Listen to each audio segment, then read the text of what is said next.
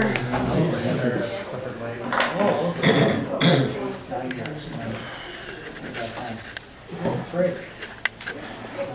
You've been here the whole time. Yeah, 70 years or so. Anyway, we're gonna have to redo And testing, 1, 2. Lake Odessa hosting them, and they've done so much work there, and Ford knows, and they've canvassed all those cemeteries and got all those names in those books, and I hear tell that there's even some obituaries you can link into, but I haven't found them yet. I've been to your site, or that site, but that is really a gold mine down there. They have all the Ionia County stuff in their files and archives, and they'll help you a lot. So and that was Pam. That was a September meeting. Our October meeting, we couldn't get in this room because they were having a book sale. So we met upstairs in a little room, and we had a lot of fun. We didn't have a program. We just kind of, I don't know what we did. Just kind of talked and had some fun and showed some pictures and made up stuff. And that's about all we've done in the last couple months. And I don't know, one last thing, are we going to have it, most people don't have a December, we've never had a December meeting, have we? No, I think we noted under next meeting, it'll be January 22nd. Okay, that's going to be our next meeting, but I'm going to call around and try to meet for coffee at the Cheeky Monkey sometime between now and New Year's to talk about things, like I might give you a call to talk about things that, you know, where we can just have some planning sessions for an hour or so.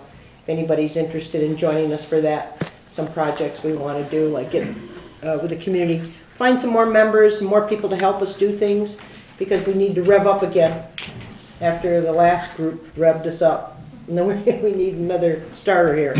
Yeah, Jane? Yeah. I was gonna say, one other program that we did that was great, and we're gonna try to see about, hopefully this video camera will work so we can redo him, and that was Dick McQueen, because he did an excellent presentation about the Divine Hotel and the years that he lived there from the time he was a teenager up through when he was into his 20s. Chuck Divine had him come live there because he couldn't live with his parents anymore.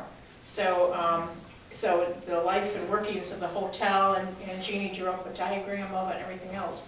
So hopefully this will work and we can redo that so we can have a nice video presentation of the Divine Hotel.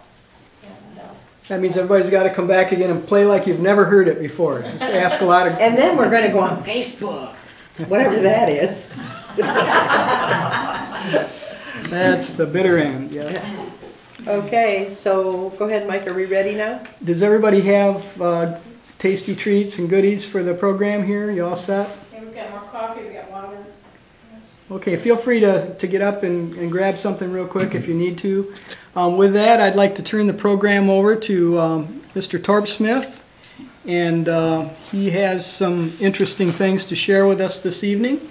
And the floor is yours, sir. Thank you. Should I be standing up or sitting down? You can sit down. You can sit. We hear you. You've got a good voice. We don't have a podium, so I have to sit down. But this program is actually Gerry's, and she wrote it up about 17 years ago for the Historical Society. But all the people that were there at that time, I think maybe Walt and Gerry and I may be the only, or maybe you were there. Yeah. So you, if you're bored, just... So she's the one that prepared it, and it's about her father's operation.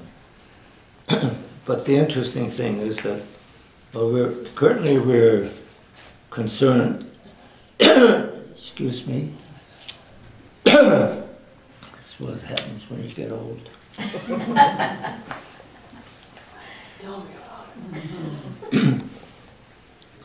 We're currently concerned about the fact that much of our material needs are made in China and imported to the United States. But there was a time when we produced and shipped to China goods that the Chinese greatly desired. These goods were produced right here in Portland. In fact, right in our backyard by Gerry's father. The goods were ginseng roots, which Jerry's father, Dale Pierce, grew in the area that's between, if you know our place, it's in the area between Grand River Avenue and the alley behind our house, and just west of the village laundromat.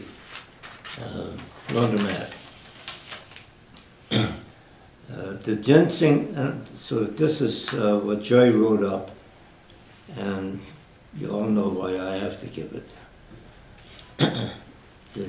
The ginseng beds here in Portland were started from wild stock gathered in Montcalm County by Gerry's grandfather, Charles Pierce, and her dad, Dale Pierce.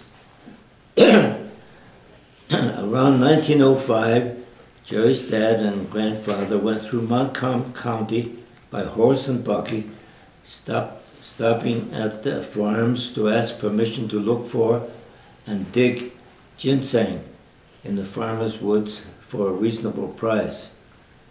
At that time, ginseng was not an endangered species. Selling a few odd plants that the buyer was willing to dig was an attractive deal. And with that, I will show you a picture of what ginseng looks like.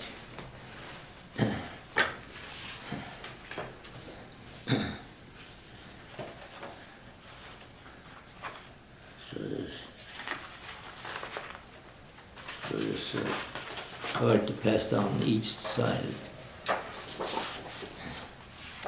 And those are the ginseng roots, and here's some other. Looks like a ginger root almost, doesn't it? Here's some other pictures of this same thing. Oh, that's...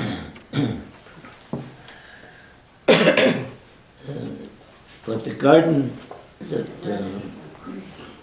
Gerry's dad had was in town on the 2 lots west of what is now the Village Laundry on Grand River Avenue. The laundry and offices were built around their barn and stable where her dad kept a cow and horse. The parking lot used to be the barnyard, but at that time it was much higher and and fenced in. All this was at Grand River and Charlotte Street. No, Grand River and Charlotte Streets were dirt roads at that time. The Pierce place of 2.5 acres was north from the corner of Rebecca Street and James to Grand River, then to Charlotte Street. And the mailbox was on the corner of James and Charlotte. When I first got here in '36, their mailbox were lined up there on Charlotte Avenue, and the corner was all grown into corn was grown there. There's now houses there.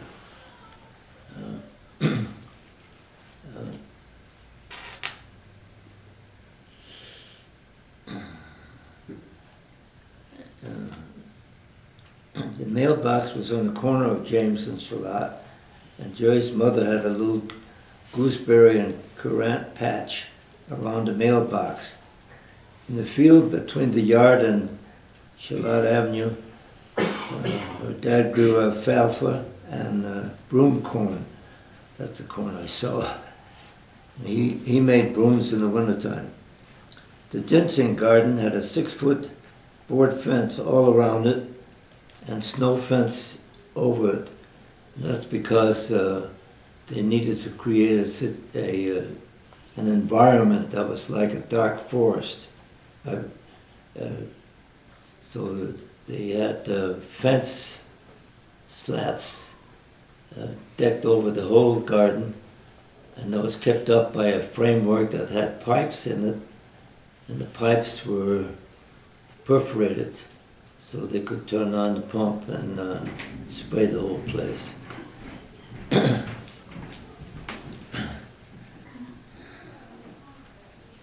So the fence There's no fencing. No fencing is what they had over the top for shade to duplicate forest light. There were sprinkler pipes over each bed. The water was pumped through them when needed from a pump house next to the stable. And the area was divided into long 5-foot raised beds mulched with sawdust. And the garden was equipped with a burglar alarm, and there was a bell in the attic. And I saw that bell when I first got into the house. A bell? A bell that would go off if somebody had tried to get into the ginseng garden. Oh.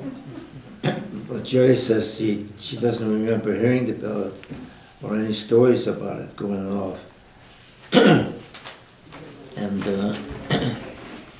here is a picture of Gerry's dad, Dale Pierce, outstanding in his field.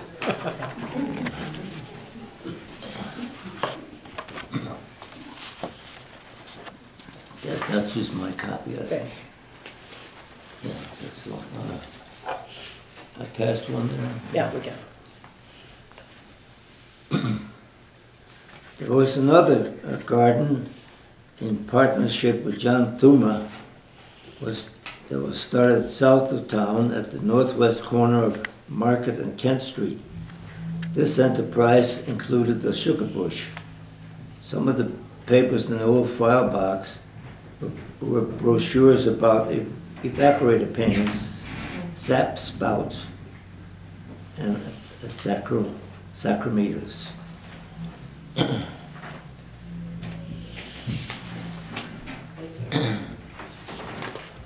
Excuse me a minute. John Thuma owned 7 acres intersected by Market Street. On the east side there was a thick stand of maple trees, and the ginseng garden was on the west side, where John had quarters next to the sugar shanty. There was a spring close by the shanty with great tasting cool water. If John needed to go any great distances, he used Gerry's dad's horse and buggy, but most of his moving about was on foot. And I saw that place too when I came up here with my sister one time, and we went out to look at that. And they were at that time collecting sap from the trees there. Did you say that was on Market and Kent Street, or Market and? Market and Kent. You go out Kent Street and across the bridge, and then off to the right you get onto Market Street that goes back to town. Start at Clarksville Highway. Oh, on the way to Clarksville. Yeah.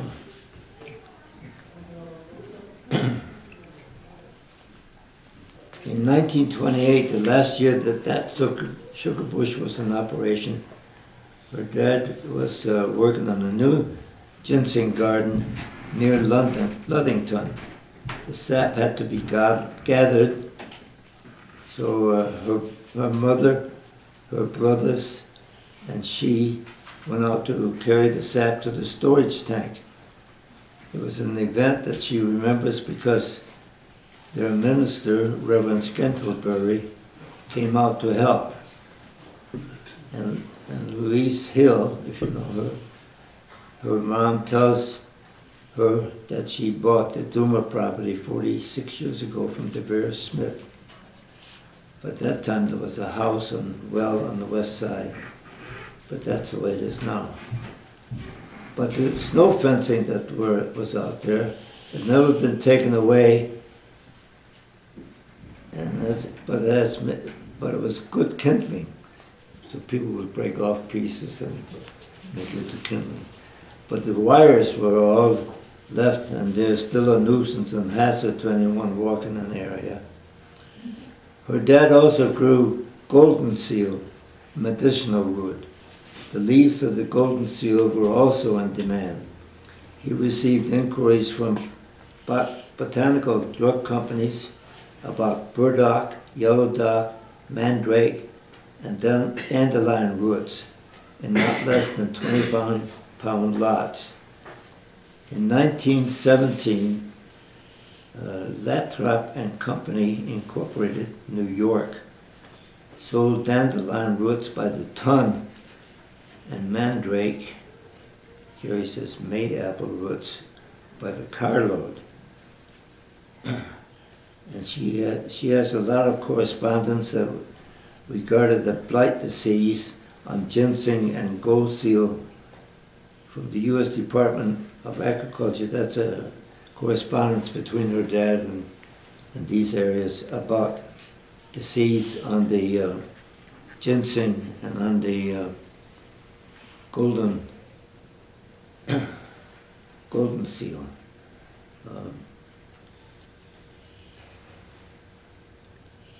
And then she also mentions that her dad used and sold a spray product called Pyrox. It came in a powder form that was mixed with water, and the spray was light blue. The best price for the ginseng roots was in a dry form. So to make a drying house, a second story was added to the woodshed, and that's the woodshed at her place, and it's still there. And what they did was, there was a woodshed there behind the house, and they raised that up and built another enclosure on the bottom. And down on the bottom they had stoves that they would heat, and the heat would then go up to the upstairs. And the upstairs just had a walking path down through the middle, and then off to the sides there were racks with wire bottoms, and those racks would hold. The racks were metal, and the boxes had a wire bottom, and you put the roots in the bottom, and that was set off to the sides. You can walk down the middle and see how it was. You saw them do that? No, They were- but That's what I it was. own the building now, and So you figured that so, out? and I was, before we decked it all, it's different now, but at one time it was all open, so they could, the heat from the downstairs would go to the upstairs, and then there were 3 vents in the roof, so all the hot air would go up through the vents and gradually dry the ginseng roots, because the ginseng root was more valuable once it was dry, because they knew it might not dry just right, and so you could. So they dried them whole, just the Yeah. way they came out of the ground? No, just the way those Okay, pictures just are. the way those pictures were?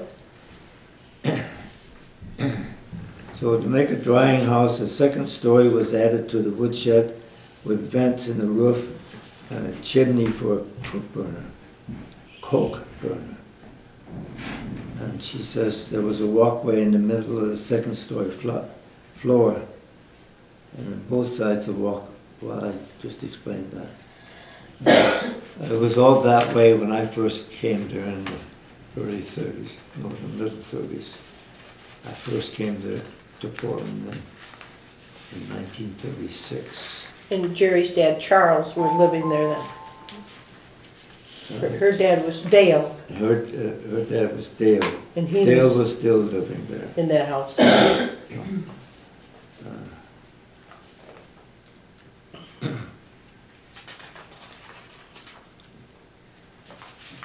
So that's how they dried it. The roots were put on these screens to dry. The heat came up through the slats from the coke burner on the ground floor. The roots were turned and boxed, shifted every few days. The drying process took several weeks. The ginseng garden on Grand River, that's our place, was wearing out and was phased out by 1925. The last crop was sold to a dealer that came from New York. He came to the house to make the purchase. He inspected the drying house, supervised the sorting and packing of the dry ginseng roots, and then ate dinner with the family.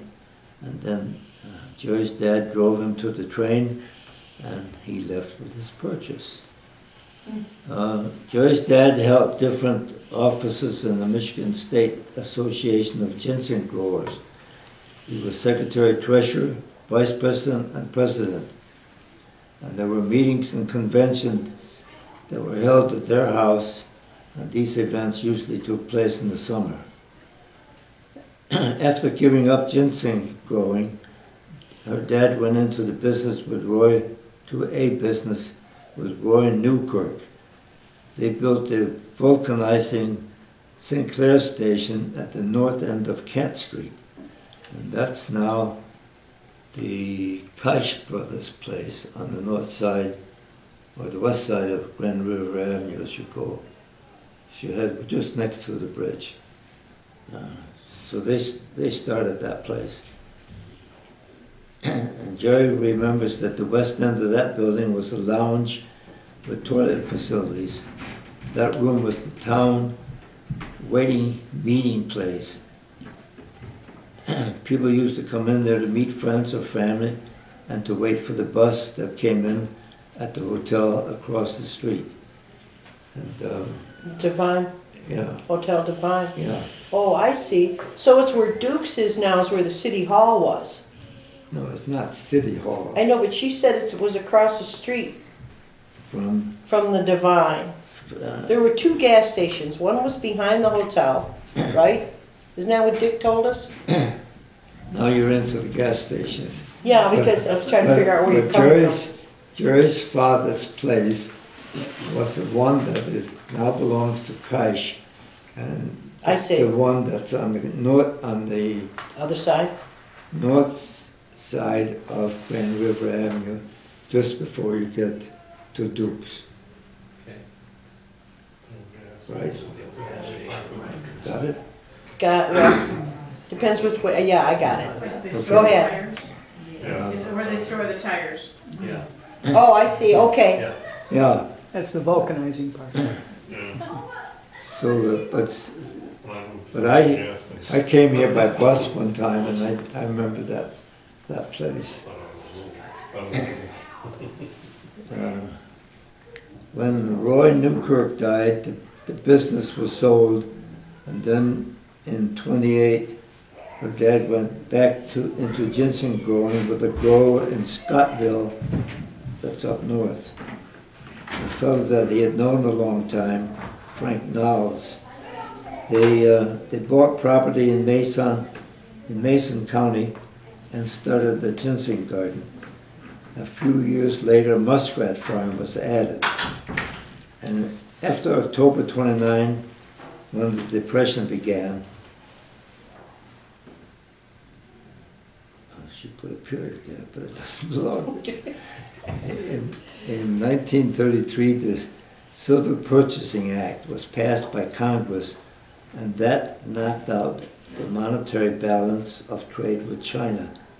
And there wasn't a market, so there was no longer a market for ginseng, and only a few people were buying furs, so the Mason County enterprise was abandoned.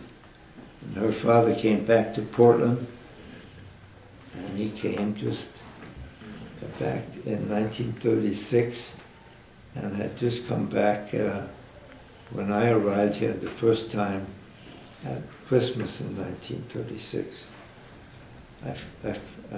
That's another story. But after that, her father worked on maintenance work for Valley City Milling Company until he retired. So that's her story, and I have a pass out here of stuff that is here. explains what American ginseng is. These are for people to keep, or you want them back? No, they're to keep. Okay, I'm keeping one. Well, I guess I should keep one for myself. Okay, you better give me one back. Keep one for yourself. Yeah, you should, in case you want to make another copy, you better keep Well, one. if there aren't enough, Does anyone pass one of them? all I want to do is get one back. Jeannie, can you copy yours when we're Wait a done? minute, I've got a copy right here. Alright. So you can get it, pass those out. We can make copies for the members, anybody that doesn't have them. Now, the Pierce family, that's a centennial family in Portland now, aren't they? Because this is 2012. We talked about this, and Dale's father was Charles Pierce. No, Dale's grandfather was Chuck. It began with Jerry's grandfather, who was Charles Pierce, Okay, and Jerry's father, who was Dale Pierce. And Dale was, oh, so there were two Dales. no. Oh. Jerry's father, Charles Pierce. Jerry's Grandfather. was Charles Pierce. Jerry's father was Dale Pierce. Right.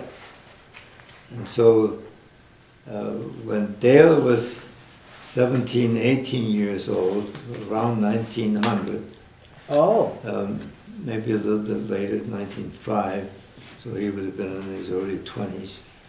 That's when they went up to Montgomery County. to get those ginseng roots. And they bought ginseng to start the garden. So they already had this land that they got, Well, the land, this farm. Jerry's grandfather bought the land that we live on in 1889.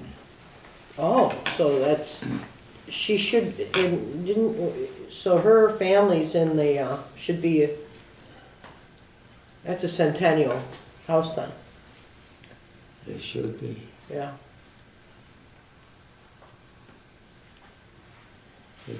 Nick. I don't know what that is. Mm-hmm. Tell me about it later on. Okay, And here's some more pictures, and you can pass these around. was that hard work growing that ginseng? It must have been, that's a pretty delicate plant, even in the woods. Well, you can see they had these are all you can see how high up they. Mm-hmm. So there are beds that are made this high, and there's sawdust, and they have to find these woods and start them, and they take 5 years to mature. Oh my. So So you worked for 5 years before you get a cash crop? Yeah. No wonder you made brooms. yeah. Broom. But he told me, Jerry's dad told me that he used to go to the train station to ship his goods. The whole annual supply that he was selling to buyers in New York. These were there were buyers in New York and other towns that bought it and shipped it to China.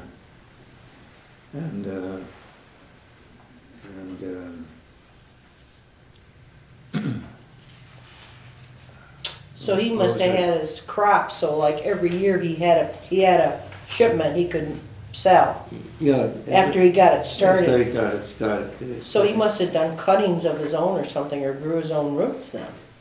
Well, by that time, see, Yeah.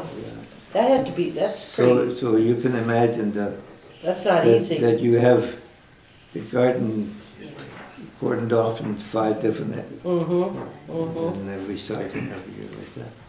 But he told me that he would take his load for the year to the train in his cart that was like a big pickup truck. And that one load would be his load for the year.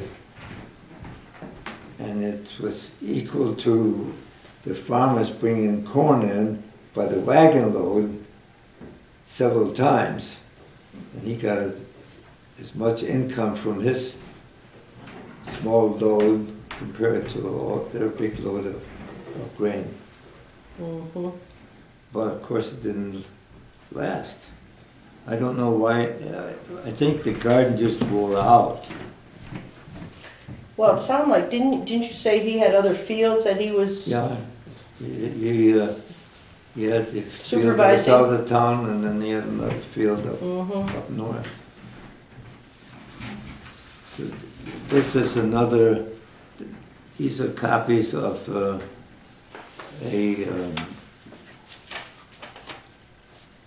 this comes from one of the buyers, but it tells what ginseng is, and it also tells you what the prices were. And they would, $10 a pound in 1900? yeah, Wow. 1918.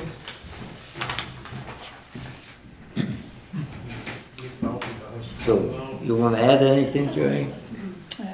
No, thanks. Torp, I think I read that the word ginseng is like a Chinese derivative from something like plant and man. Yeah, it means The man plant. Because it looks like little people or something? Yeah, that's right. Yeah. The Chinese still use ginseng as a, in their holistic health practice. Well, there are, for a long time, nobody was interested in ginseng here in America. But maybe 10 or 15 years ago, or when Gerry was writing this, she found that there was a Michigan ginseng growing organization. Started up again? Yeah. Mm-hmm. And Yeah, because that's native to Michigan, ginseng, isn't it? here, The Midwest. I think Wisconsin is Oh, is that? another producer.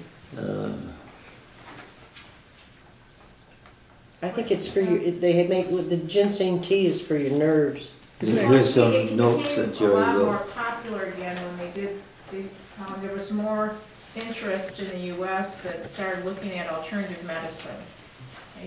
It's finally started looking at a lot of alternative ways of healing, and so starting in probably about 1990s is when there started getting, I think, about a resurgence of interest in natural healing, and so the ginseng became, every time you picked up a book on natural remedies and natural healing, you would see something like ginseng, and in a lot of your different books you would see things on that. And I know I was taking the holistic health classes through Western. There was a lot on ginseng as part of the healing methods. So Here are some other notes that Gerry made when she was working on this. She said that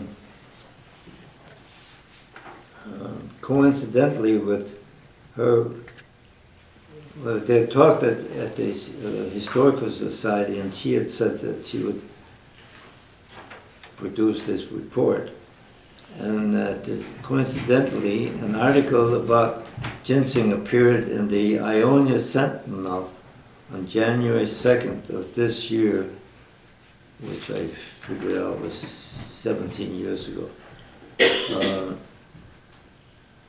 A Michigan-based organization, the American Ginseng Society, Incorporated in Brooklyn, Michigan, was discussed in that article. And Gerry called Mr. Studer, the executive director, and told him about her dad's ginseng business. So he's interested in knowing about past activities in the ginseng business. Last week, Mr. Studer sent a copy of the American Ginseng Society's publication, Ginseng, well, about ginseng. It seems there are growers in Canada and Europe, as well as United States and Asia. However, the wild ginseng world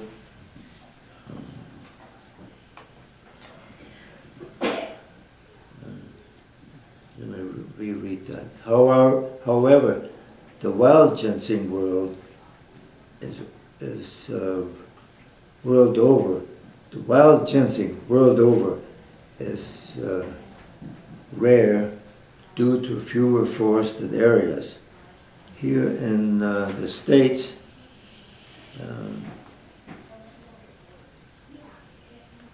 wild ginseng can be found in the darkest snake-infested corners of Appalachia's toughest terrain. In 1992, wild dry roots sold for $250 to $300 a pound. Now, in the time that Gerry's dad was in it, it was $10 and $15 a pound. Ginseng has been celebrated in the Orient for centuries for its medicinal powers, but it's not an approved drug in the U.S.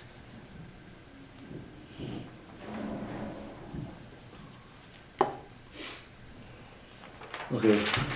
Wasn't there, and Margie, wasn't in the turn of the century, the medicine, was it allopathic, or what's the name?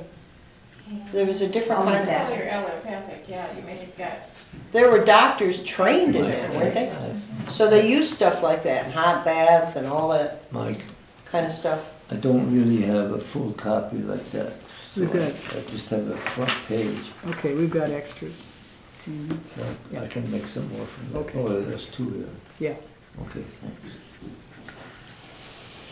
Any other questions? Gary's Our got- comments, okay? Yep, Yeah. Very, very interesting. I had a couple of experiences with wild ginseng. Back when I was in the 8th, 9th, and 10th grade over at Langsburg, I used to trap muskrats and mink for some little money-making type project. And the old character fur buyer in Langsburg used to always say, keep your eyes out for this ginseng, you know, and he showed us a picture of it several times. And we found some someday just about a mile out of Langsburg on a little knoll next to a creek. And he never told us that the roots is what we wanted. Yeah. So we took the plants to him. He says, well, yeah, we can dry this and some people smoke it, you know. And some of the Chinese actually smoke the leaf. And although it's not very profitable, I mean, it wasn't, you know, so we went back and found what roots we could. And he gave us $50, and that's probably worth, or equivalent to 500 today, I would guess, or something like that, because that was 50 years ago. And then deer hunting in the UP once, up north of Menominee, we found some on a hillside by a lake. Oh, And so it just, like I say, it's as much as I know about it, except that they did say that it went all the way up into southern Ontario, that you might find some, about to the middle of Lake Superior, where the national boundary goes through, is about how far north it goes.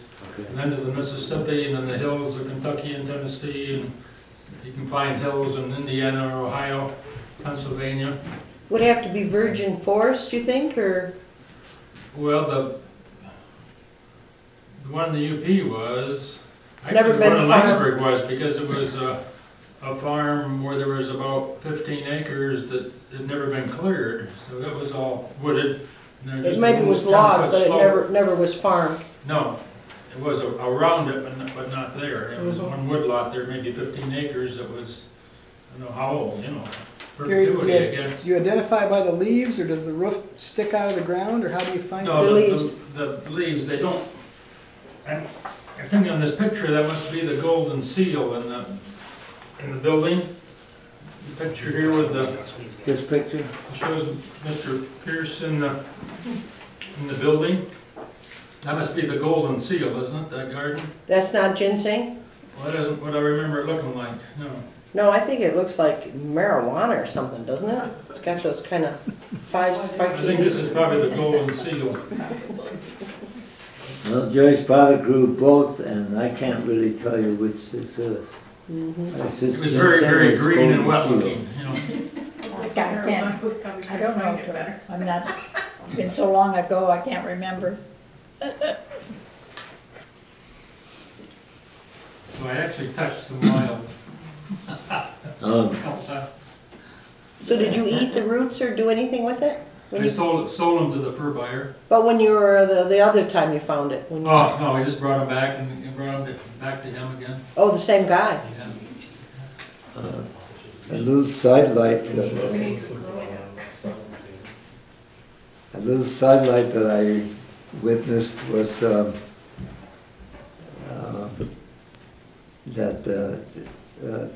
the water for this was pumped locally, but then later on they must have connected to the city water from our house, and the line ran out to the barn, and the barn part had been sold to the laundromat, and but there was still a faucet out there, and some kids were washing their car with that, and the car was right there by the old barn, but it's now not our property, but the laundromat's property.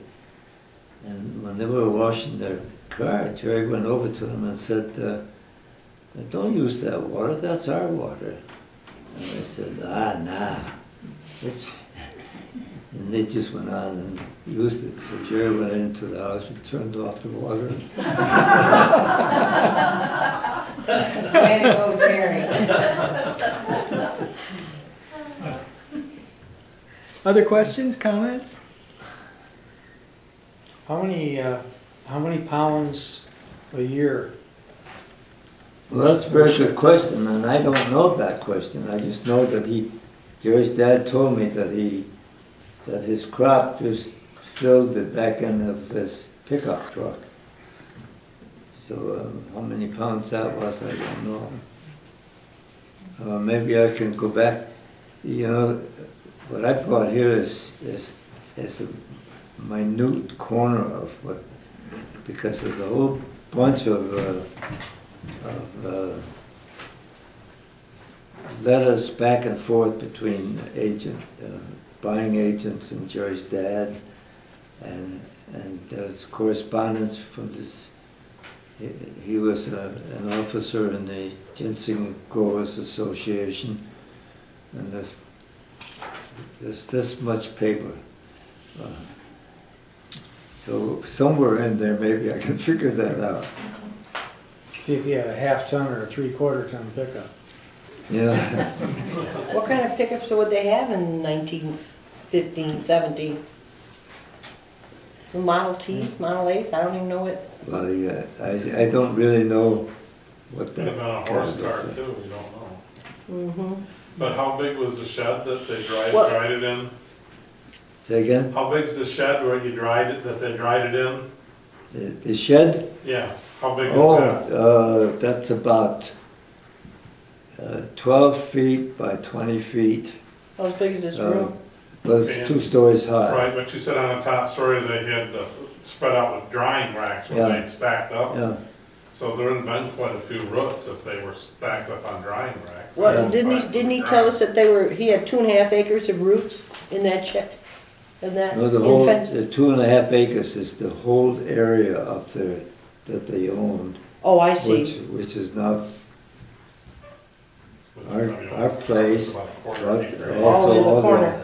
and the laundromat and Oh, I see. all the houses that are there in that corner. So the ginseng was just like where you're, that yard behind your house Yeah, is where he had that. essentially, yeah. What's the right pronunciation? What's the correct pronunciation? I don't know if it's correct, but it's ginseng. J. Like J. But I'll go and ask our Chinese friends how do you pronounce it, because I have wouldn't a know the Chinese correct friend, I'll pronunciation. ask her. All right, well, Robert Torp-Smith and Gerry, we thank you so much for your presentation. And Can you add anything to this?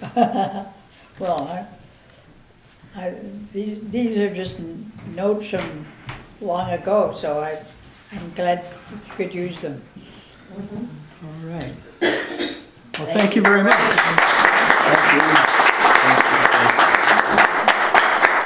Please help